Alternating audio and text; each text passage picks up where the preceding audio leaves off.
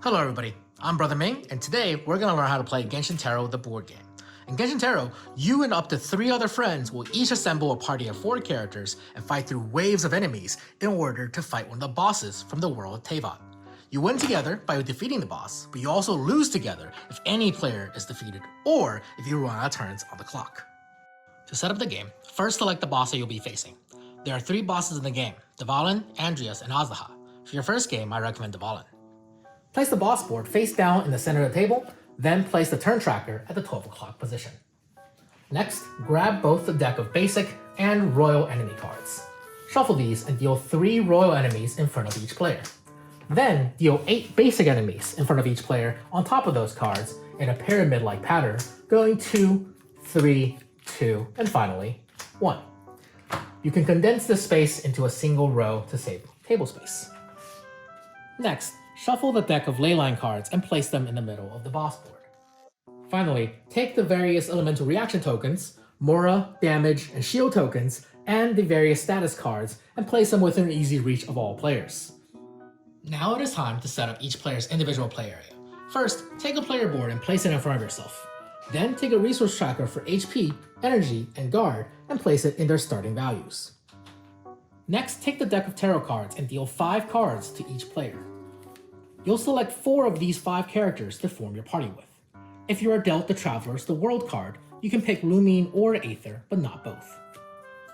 For every character you add to your deck, go into the box and find that character's set of cards. Then, take them out and place them in front of you. Once you have the cards of all your characters, separate each character's cards into their Elemental Burst card, their normal attack cards, both unupgraded and upgraded, and their Elemental Skill cards, both unupgraded and upgraded. Take the upgraded card for all of your characters, which are indicated by the plus signs and the borders around those cards, and place them into separate piles for each character. You'll purchase these upgraded cards throughout the game. Then take the Elemental Burst cards for each character and place them above your player board. You'll be able to activate these Elemental Bursts by spending energy throughout the game.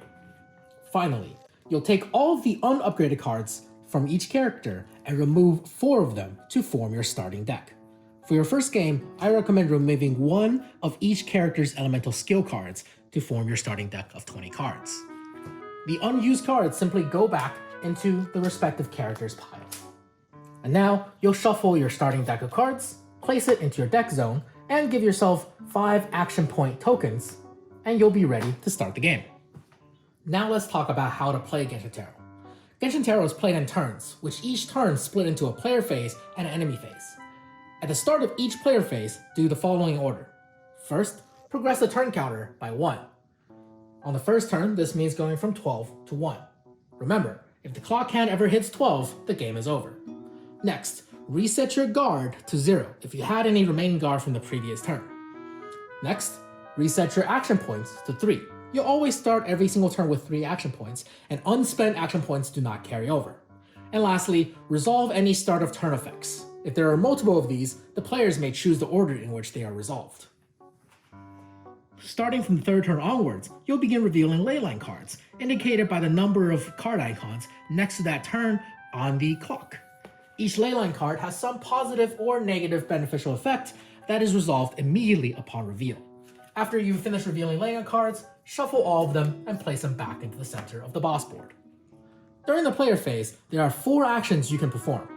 First, you can spend action points to play action cards from your hand. You always start with 3 action points each turn, and each action card has an action point cost in the top right corner. Most cards cost 1 action point, but some will cost 2 or even 0 action points.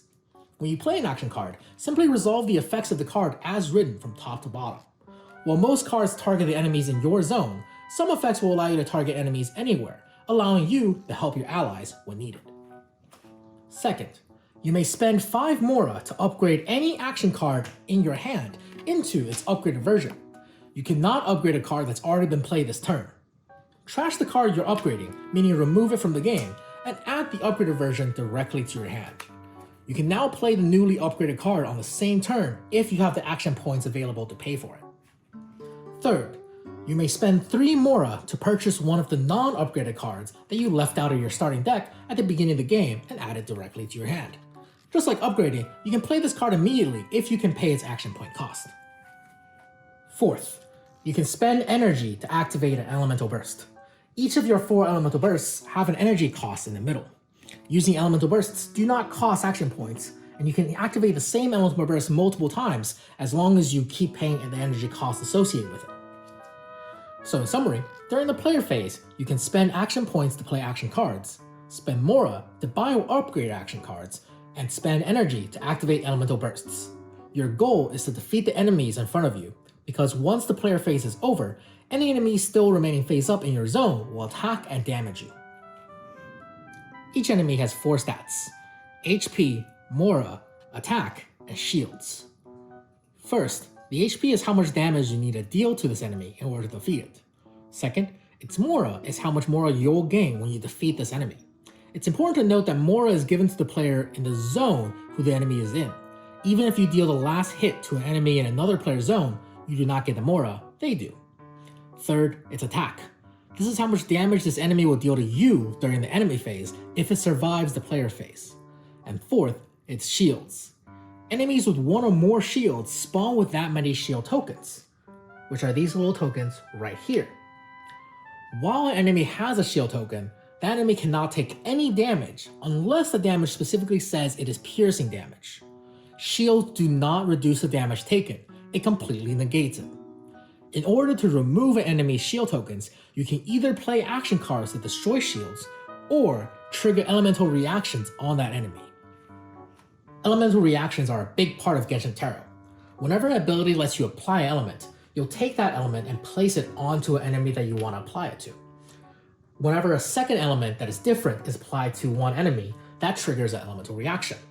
Elemental reactions in Genshin Tarot are based on the second element that's applied, so the first one doesn't really matter. So in this case, this enemy already has cryo, so when you apply electro to it, that's going to trigger an electro reaction. Each elemental reaction has its own unique effect, but the important thing to note is that whenever you trigger an elemental reaction on an enemy, that will always destroy 1 shield on that enemy. Once you finish playing all your action cards by using your action points, and no longer wish to spend any more Mora or energy, declare that your turn has ended.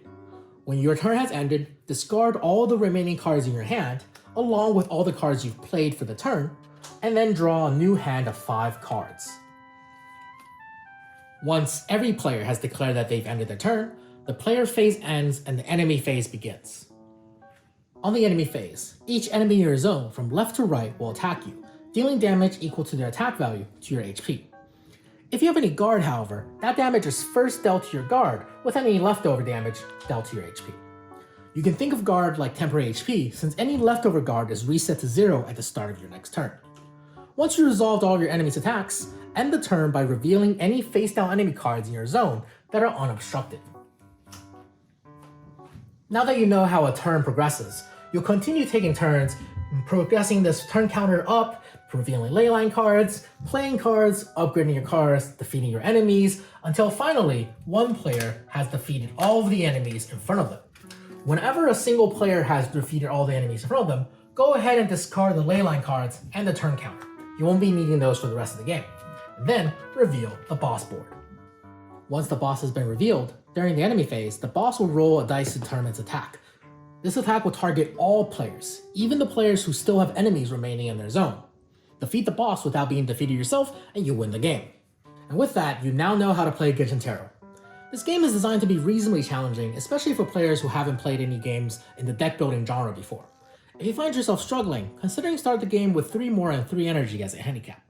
If you have any other questions, a link to my Discord will be in the description below, where myself and others are frequently online to answer questions. Thank you all so much for watching and supporting this project.